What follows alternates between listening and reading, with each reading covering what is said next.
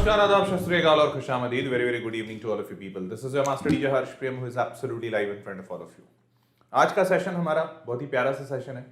Session है कि भाई कैसे आप प्रोक्रेस्टिनेट ना करें, कैसे इस प्रोक्रेस्टिनेशन की आदत को कम की जाए, और हेंस अगर प्रोक्रेस्टिनेशन कम हो जाएगा तो ऑटोमेटिकली बहुत सारी चीजें अच्छी हो जाएंगी, जैसे कि डिस्ट्रैक्शन बढ़िया हो जाएगा, फोकस सही हो जाएगा और मोटिवेशन अच्छा आने लगेगा.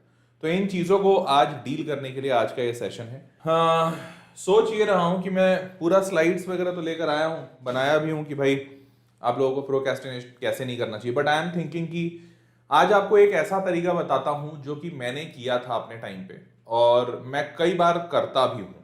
तो प्रोक्रेस्टिनेशन उससे काफी हद तक कंट्रोल होता है. तो आप लोगों को वो तरीका शेयर करता हूं. चाहते हो वो वाला तरीका, मतलब मैं अपना वाला तरीका बताऊं या फिर जो तुम लोगों के लिए बना के लाया हूं वो बताऊं? क्या चाहती हो, क्या चाहती है जनता? बोलो भाई जल्दी, चैट बॉक्स सारे लोग, कम ऑन फास्ट. सॉरी, ये मैंने नहीं किया. हाँ भाई, शुरू करें? चलो भाई. बोथ, अच्छा, जोरान थोड़ा सा लालची हो रहा है. जोरान इज लाइक सर दोनों ही बता दो. अच्छा ठीक है सर, जो काम कर जाए. सम्यक, फिर काम करने वाला मेरा वाला, मतलब क्योंकि उस पर मेरे को ज्यादा भरोसा है, मैं वो बताता हूँ. ठीक है सर, पढ़ने का मन नहीं करता लेकिन है इसलिए लेकिन टाल देता हूं. अच्छा, टाल देते हो. अच्छा ठीक है. अपना वाला, दोनों, बोथ, अपना वाला, आपका वाला. चलिए, तो देखो, ये जो प्रोक्रेस्टिनेशन का मुद्दा है ना, प्रोक्रेस्टिनेशन का मुद्दा दो कारणों से होता है. पहला कि आप जिस काम को करने वाले हो या करने के लिए उठाए हो वो इतना ज्यादा कठिन है कि आपको करने की हिम्मत ही नहीं आ रही, मोटिवेशन एकदम टूट सा जा रहा है.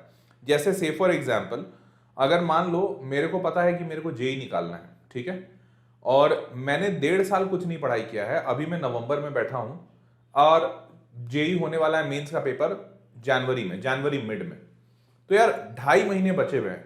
अब 2-2.5 साल की पढ़ाई में 2.5 महीने में कैसे करूं? बहुत इंपॉसिबल टाइप सा चीज है. तो अगर इंपॉसिबल टाइप का चीज है तो दिख रहा है, मेरा दिमाग कह रहा है बार बार कि कैसे करेगा तू? 2 साल से बच्चे तैयारी कर रहे हो, तू उनसे कॉम्पीट करने वाला है, कैसे करेगा तू 2.5 महीने में? नहीं होगा तेरे से. तो जब इतना कठिन हो जाता है तो जाहिर सी बात है फिर दिमाग उसके एक्सक्यूजेस निकालता है.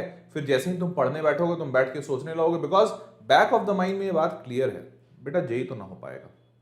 और जब जब ये बैक ऑफ द माइंड में क्लियर होता है, जब जब आपको जो आपका एम होता है उसका एक क्रॉस वेरिएंट आपके दिमाग में रहता है कि नहीं ये वाला एम पूरा नहीं होगा, तब तब प्रोक्रेस्टिनेशन बहुत हाई रहेगा. क्योंकि आप जानते हो कि यार ये तो होगा नहीं. तुम खुद ही कह रहे हो अपने आप को, तुम अपने दिमाग में सबकॉन्शियस माइंड में डाल के रखे हो कि ये नहीं हो पाएगा, बहुत कठिन है. तो एक तो कारण ये है प्रोक्रेस्टिनेशन का.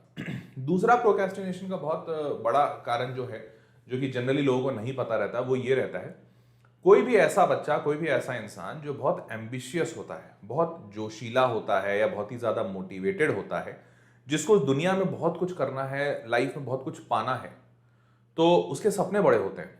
हालांकि उस उम्र में या उस स्थिति में वो इंसान बहुत कुछ कर नहीं पा रहा है. अब जैसे मान लो मैं बच्चा था तो मुझे बहुत कुछ करना था, बहुत सारे पैसे कमाने थे, बड़ी गाड़ी खरीदनी थी, बड़ा घर खरीदना था. लेकिन मैं बच्चा था उस वक्त, भाई क्या कर सकता था? सिवाय पढ़ाई के और कुछ कर ही नहीं सकता था. सब कोई बोलते थे बड़ा आदमी बनना है तो पढ़ो. अब मेरे को कहीं दिखता ही नहीं था दूर दूर तक कि पढ़ के बड़ा आदमी बनूंगा कैसे. पढ़ूंगा तो फिर नौकरी करूंगा, फिर थोड़े पैसे आएंगे, लेकिन वो अंबानी कैसे बनेंगे वो तो पता ही नहीं चलता था. वो आज भी नहीं पता चला है इनफैक्ट कि अंबानी कैसे बनते हैं. तो जब आपके सपने बहुत बड़े होते हैं तो उस जगह तक पहुंचने के लिए आपको दुनिया में कोई रास्ता नहीं दिखता, आपके आसपास रास्ते नहीं दिखते हैं, और इसीलिए आपका दिमाग ख्वाबों में एक रास्ता बनाता है. जैसे what I used to think, मैं सोचता था कि यार मैं कॉलेज जाऊंगा और कॉलेज में मैं क्या करूंगा पता है? मैं कॉलेज में एक रिसर्च करूंगा और एक ऐसा सेमीकंडक्टर बना लूंगा ना जो 100% कंडक्टर होगा, मतलब उसमें जीरो रेजिस्टेंस होगा. और उसके बाद ये तो बहुत बड़ा खोज होगा, तो इसके बाद ना सुपर कंप्यूटर्स दुनिया के एकदम बदल जाएंगे और लोग मेरे पीछे पागल हो जाएंगे, बोलेंगे हर सर आपने ये कैसे किया. और फिर मैं रातों रात करोड़पति बन जाऊंगा. फिर तुम्हें एलॉन मस्क मुझसे अपॉइंटमेंट लेगा, बोलेगा हर सर आप आपसे मिलना चाहते हैं, वेयर आर यू. और फिर तो बहुत सिंपल है, फिर मैं वो सेमीकंडक्टर का एक फैक्ट्री डालूंगा, फैक्ट्री डाल के मैं खूब सारा सेमीकंडक्टर मैन्युफैक्चर करूंगा. फिर मैं मोबाइल का भी दुकान, मतलब मोबाइल का भी एक फैक्ट्री खोल दूंगा, मोबाइल भी बनाऊंगा और टैबलेट भी बना लूंगा, और फिर मेरी एप्पल जैसी कंपनी होगी. फिर तो एप्पल एप्पल मतलब टिम कुक और स्टीव जॉब्स ऐसे ऐसे लोग तो मेरे यहाँ काम करेंगे। सोच लिया। अब देखो कितना सिंपल था, मतलब एक करोड़पति बनना मेरे लिए मेरे ख्वाबों में कितना सिंपल था।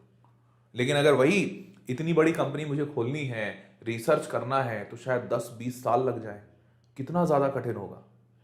तो जब इंसान के सपने बड़े होते हैं और उनको पाने के लिए इमीडिएट रास्ता नहीं दिखता है, तो इंसानी फितरत होती है कि इन रास्तों को खोजने के लिए इंसान कोई ना कोई शॉर्टकट निकाल लेता है, और वो शॉर्टकट मोस्टली प्रोक्रेस्टिनेशन की तरफ जाता है।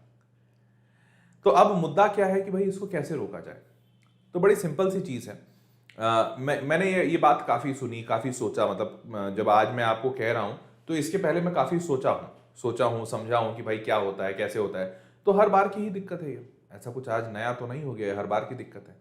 तो मैंने सोच लिया कि देखो सोचने से होगा तो कुछ नहीं, मतलब खुशी बहुत मिलती है अनडाउटेडली, बहुत सेटिस्फैक्शन मिलता है, लगता है हाँ बन गए करोड़पति, बन गए अरबपति, खुशी बहुत मिलती है, लेकिन मिलता कुछ नहीं है। तो मैंने अपने दिमाग को सबसे पहले ये सिखाया कि देखो तुम चाहे जितना सोच लो, तुमको मिलेगा घंटा कुछ नहीं।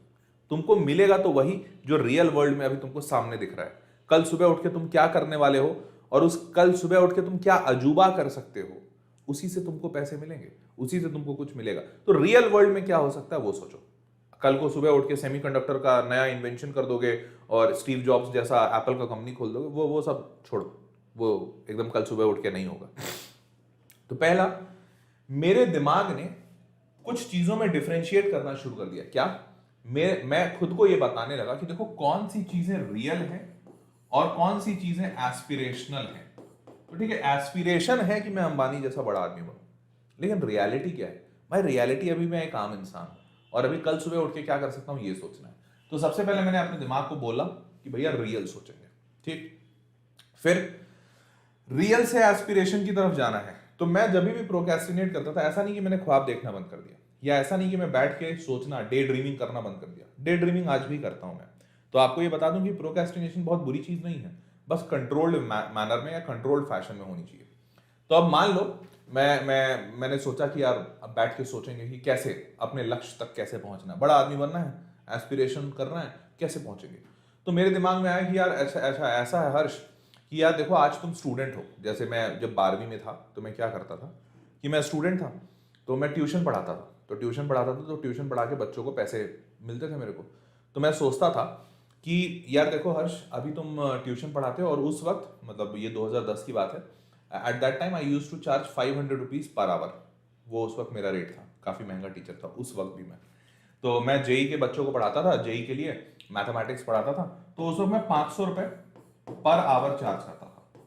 तो मेरा इमीडिएट एम ये होता था कि हर्ष कल जाएंगे और उस बच्चे को इतना बढ़िया पढ़ाएंगे, और ऐसा काम मैं अगले एक हफ्ते तक करूंगा, 1 वीक, कि उस बच्चे को मजा ही आ जाए, उसको लगे अरे भाई साहब सर आप तो गजब आदमी हो, मतलब आप तो भगवान हो, उसको भगवान दिख जाए मेरे में।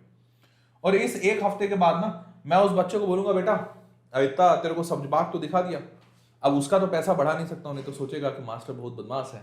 तो मैं उसको बोलूंगा कि यार तुम अपने दोस्तों को रेफर कर दो, मतलब मैं I used to think like that. और मैं उसको बोलूंगा कि यार तुम अपने दोस्तों को रेफर कर दो।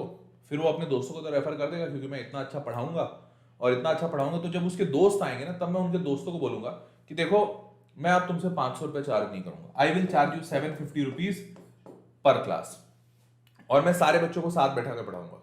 या फिर ये मान लो अगर इस पे वो लोग अग्री नहीं किया क्योंकि उसके दोस्त हैं, तो मैं उन सबको बोलूंगा कि ठीक है 500 रुपए में ही पढ़ाऊंगा, लेकिन एक साथ 6 बच्चों को पढ़ाऊंगा, से फॉर एग्जाम्पल। तो देखो मेरा पर आवर का जो रेट 500 है, जो 1 घंटा देके मैं 500 कमा रहा हूं, अब मैं वही 1 घंटा देकर 500 इंटू 6 मतलब 3000 रुपए कमाऊंगा।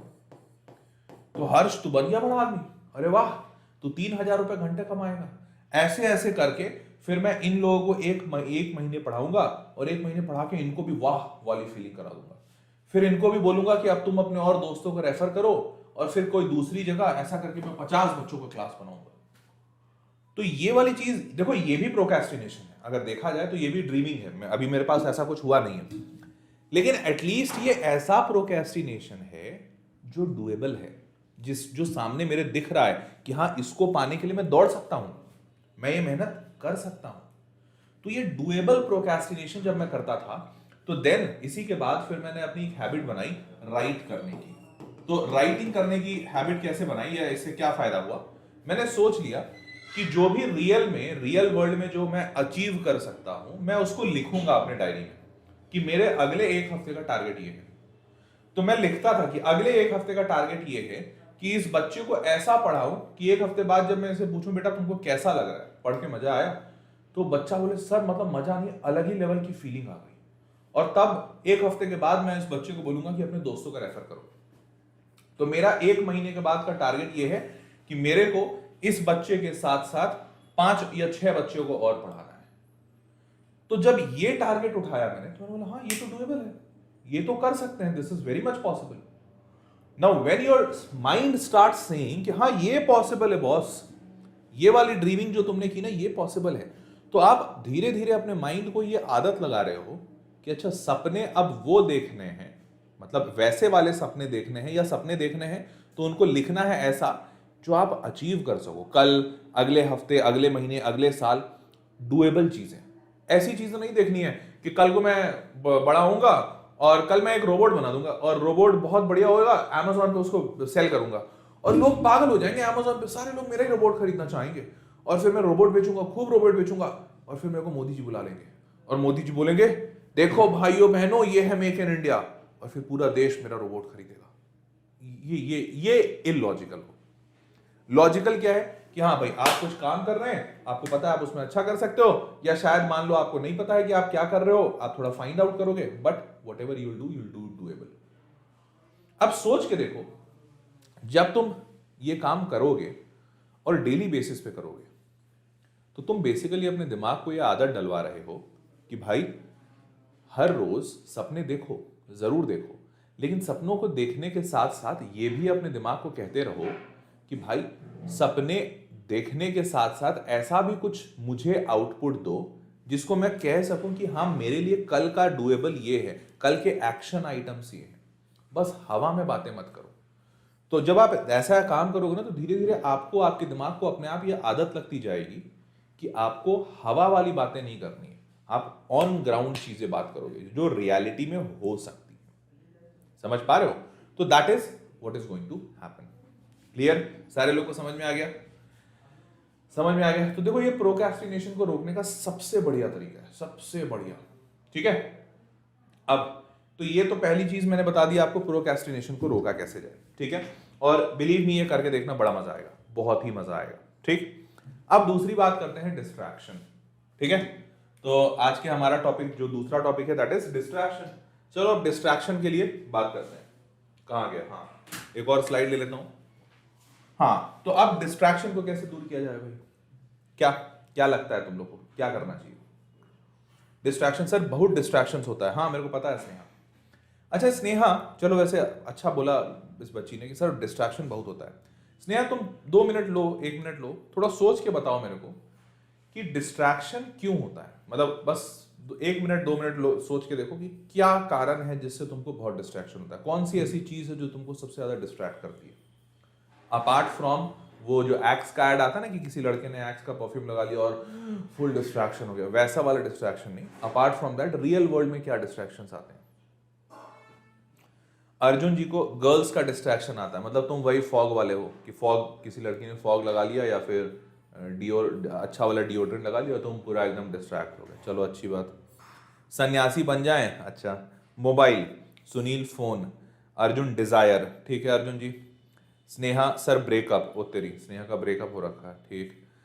सानिया फोन, अलग टाइप का डिस्ट्रैक्शन है सर लड़की, अच्छा फोन, फोन मन नहीं लगता पढ़ने में sir, desire, YouTube sir, goal की तरफ ध्यान नहीं जाता, प्रोक्रेस्टिनेट, ब्रेकअप, गर्ल, ठरकी, अच्छा फोन, ब्रेकअप, अच्छा। तो मतलब मोटा मोटी मेरे को जो दिख रहा है डिस्ट्रैक्शन में वो 3 चीजें दिख रही हैं कि मतलब गर्ल या बॉय, मतलब काइंड ऑफ गर्लफ्रेंड बॉयफ्रेंड वाला माजरा, तो गर्लफ्रेंड या बॉयफ्रेंड वाला माजरा, एक ये डिस्ट्रैक्शन है।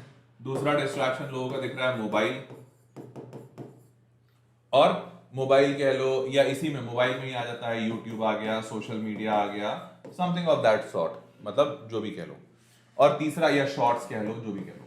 और तीसरा जो आता है, इट सिंपली बीइंग लेजी, मतलब डिस्ट्रैक्शन आ जाए, मतलब कोई भी कुछ भी और करने लग रहे हैं, कुछ बात कर ले रहे हैं कुछ दोस्तों से वगैरह वगैरह, तो सब miscellaneous distraction, kind of miscellaneous.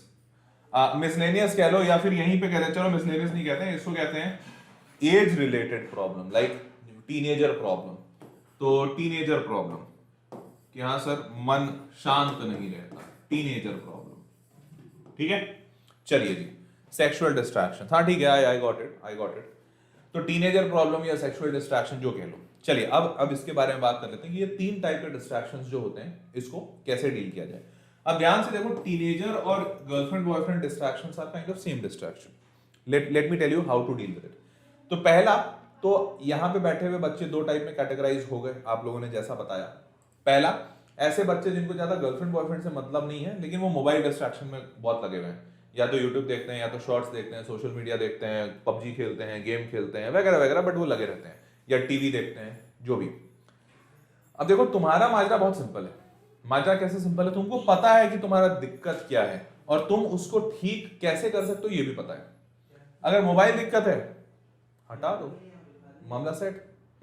अगर मोबाइल दिक्कत है तो मोबाइल को हटा दो, बहुत ही सिंपल चीज है, isn't it? हाँ, ठीक है।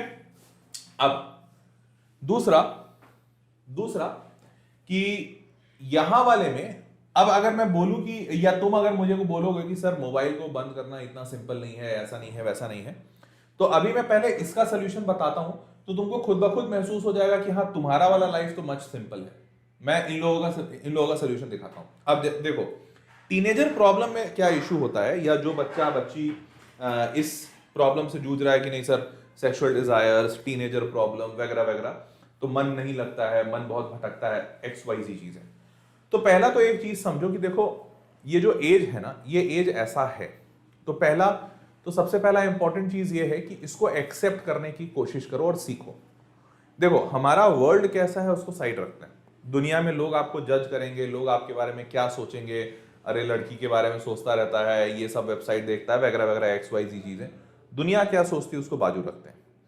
इस एज में ऐसा सबके साथ होता है। फर्स्ट लेट्स एक्सेप्ट इट, ठीक है। तो एक्सेप्टेंस पहले तो आधे से ज्यादा प्रॉब्लम को खत्म कर देता है। और ये मैं क्यों कह रहा हूं, बिकॉज मैं बहुत सारे ऐसे वेबसाइट्स पढ़ता रहता हूं, देखता रहता हूं, बहुत रिसर्च होता रहता है अक्रॉस द वर्ल्ड। तो ये कोई ऐसी चीज नहीं है जो इंडियंस को ज्यादा परेशान करती है या तुम ही को स्पेशली आई है, ये पूरी दुनिया में हर इंसान को, भाई कोई भी इंसान जब इस एज से गुजरता है, हार्मोनल चेंजेस होते हैं और उसका दिल दिमाग बहुत डिफरेंट थॉट्स लाता है, तो दिस इज वेरी नेचुरल, ठीक है। अब इसके लिए जब तुम इसको एक्सेप्ट कर रहे हो, तो दूसरा चीज, अपने को कर्स करना बंद करो कि यार मैं तो बर्बाद इंसान हूं, मैं तो इंसान ही बुरा हूं, मेरे से तो कुछ होगा नहीं, मैं तो दिन भर लड़के के बारे में सोचता हूं, मैं तो दिन भर लड़की के बारे में सोचता हूं, मैं तो कुछ कर ही नहीं पाऊंगा, बाकी लोग तो एकदम देखो सुधरे हुए हैं। तो ऐसा नहीं है, अपने आप को कर्ज करना बंद करो। अब यार कुछ ऐसे होते हैं जिनको नहीं कोई फर्क नहीं पड़ता लड़का लड़की से, ठीक है, उनका कुछ अलग मामला है, या वो कुछ अलग बने हुए हैं, या शायद अभी वो टीनेज एज को हिट नहीं किए हैं, कोई बात नहीं, जब उनका हिट होगा वो अलग देखा जाएगा। तुम अभी उस एज पे हो, तुमको दिक्कत है, एक्सेप्ट इट, और ये नॉर्मल है। अपने को कर्ज नहीं करना है, ये दूसरी बात है। अब तीसरी बात देखो, अब तीसरी बात ये है कि अब तुमको एक बात खुद को समझाना है। क्या?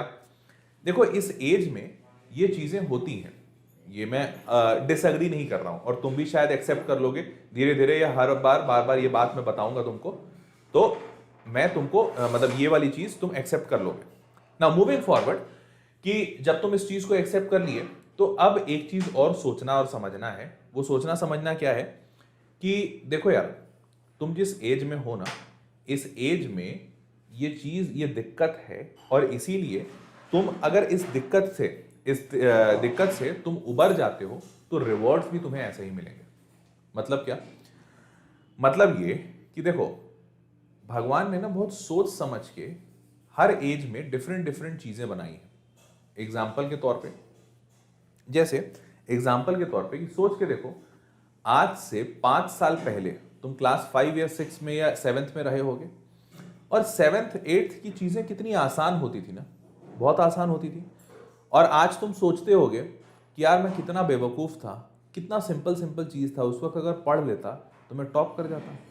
लेकिन ये आज सोचते हो ना, क्योंकि आज समझदारी ज्यादा है, आज से 10 साल बाद तुम वापस यही सोचोगे कि यार मैं कितना बेवकूफ था, ये लड़की, ये सेक्सुअल डिजायर्स, ये मन भटकना, ये सब कितना नॉर्मल चीज़ है। आज मैं कॉलेज में आ गया हूँ, I have access to everything.